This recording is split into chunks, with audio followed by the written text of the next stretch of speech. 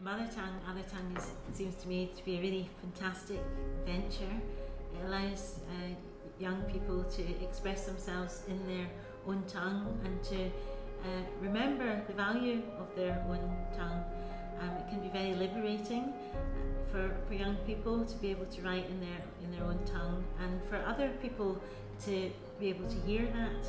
I think that it reminds us again that poems need to be heard, and that we then hear poems in a whole variety of different tongues, of different languages, and particularly now it seems to me really, really important that we value diversity of voices and diversity of language. Scotland is multi-tongued, it is multi-ethnic, it is diverse, and it's really important that we recognise that and we have fun with it.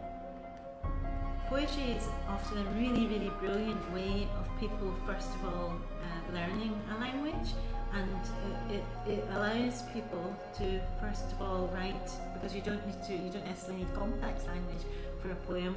It allows people to use repetitions, to use syntax, to use rhyme, and to use metre in all sorts of interesting ways. And poetry, I think for young children particularly, language is something that you can play with, you experiment with, and to have your own tongue properly valued, and for your other classmates to be hearing phrases in your own language, repetitions, things that you really love the sound of is really important. It's important we remember how playful language is for children.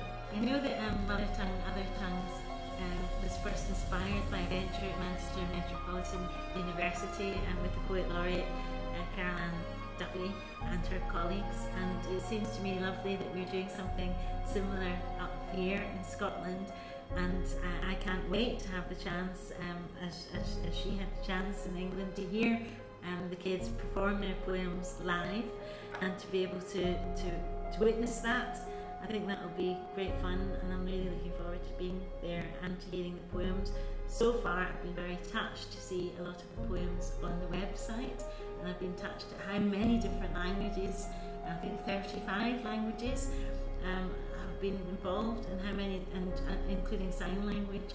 And I think that to me is exciting, a range of voices. When I wrote my opening poem for the Scottish Parliament, it was important to me to have some verses that could be translated into other languages. It takes more than one tongue to tell a story, was a line in a poem, and so far we've had 42 different languages at the Scottish Poetry Library website contribute. It'd be lovely if some of the kids want to go on to the site and contribute more languages to that poem, which is called Threshold. But poems are evolving, like language is evolving, and I love the idea of poems telling the story, the complex story of our lives.